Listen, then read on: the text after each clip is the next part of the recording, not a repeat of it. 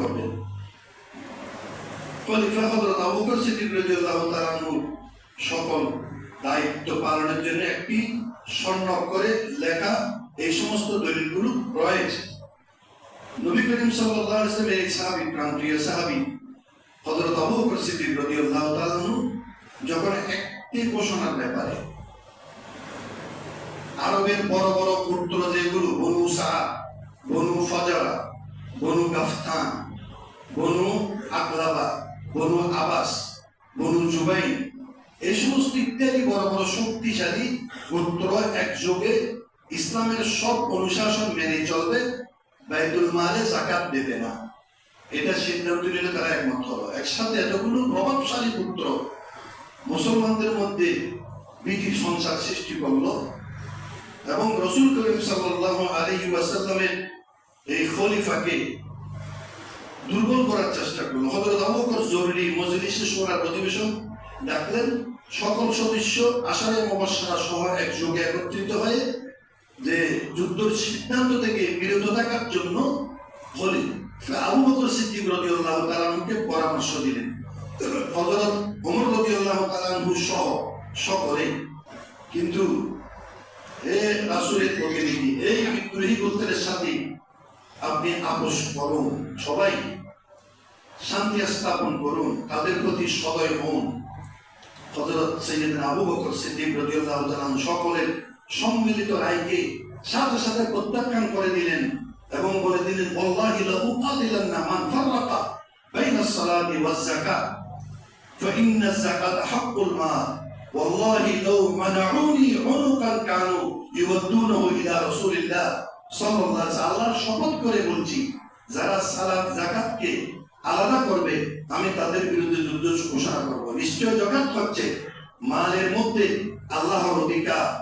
আর রাসূলুল্লাহ সাল্লাল্লাহু আলাইহি ওয়াসাল্লাম সময়ে যারা যাকাতের মোট যে রশিতে বেঁধে আনা হতো, আজ উট নয়, যাকাতে উটের যে রশি আছে এই রশিদ যাকাত দিতে যদি অস্বীকার করে আমি তাদের বিরুদ্ধে ওয়াল্লাহি লা উকাতিলান্না মান ফাররাকা বাইনাস সালাত, আমি তাদের বিরুদ্ধে যুদ্ধ ঘোষণা করব। আমি কোনো আপোষ করতে রাজি নই।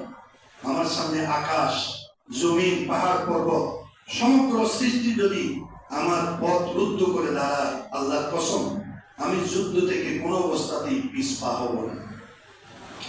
খলিফার দৃঢ় ঘোষণার পরে কেউ ভিন্ন মত পোষণ করতে সাহস করেনি।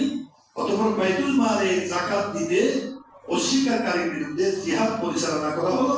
বিদ্রোহীদের বাইতুল মালে যাকাত দিতে বাধ্য করা হলো। খলিফা ঐতিহাসিক গণ এটাতে বলেন যে সেদিন আবু বকর যদি এই কঠিন সিদ্ধান্ত যদি না নিতেন, যাকাতটা ইসলামের সে বুনিয়াদ থেকে মুছে যেত।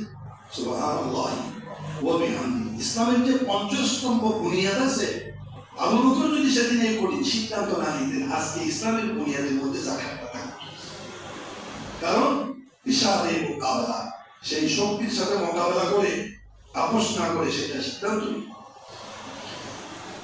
হযরত আবু বকর সিদ্দিক রাদিয়াল্লাহু তাআলা রাসূল আকরাম সাল্লাল্লাহু আলাইহি ওয়াসাল্লাম যখন হিজরত করতে যাচ্ছিলেন, ওই সময় সঙ্গী ছিলেন আবু বকর সিদ্দিক রাদিয়াল্লাহু তাআলা।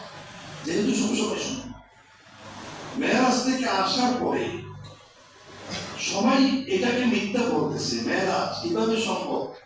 রাতের অল্প সময় এখান থেকে যাবে কোথায় ফিলিস্তিন, সিরিয়া, আর ওখান থেকে যাবে আরশে মুআল্লা বা সিদরাতুল মুনতাহা, এটা কিভাবে সম্ভব? কেউ বিশ্বাস করে না।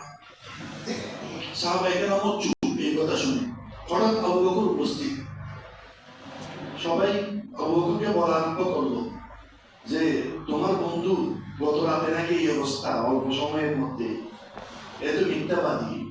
নাউযুবিল্লাহ মিন যালিক। আবু বকর চোখে মুখে লাল, রক্তবর্ণ, সাথে সাথে বলে উঠলেন, আল্লাহর কসম, রাসূলের জবানে যদি এই কথা বলে থাকে, কালকে রাতে তিনি সিদরাতুল মুনতাহা পর্যন্ত গিয়েছিলেন এবং বাইতুল মুকাদ্দাস তিনি ভ্রমণ করেছেন, এই কথা যদি আল্লাহ রাসূলের জবান থেকে বলে থাকে, আমি এটার উপরে সাদেক হিসেবে সত্য হিসেবে স্বীকৃতি দিলাম, আমি ঈমান আনলাম। বলেন সুবহানাল্লাহ।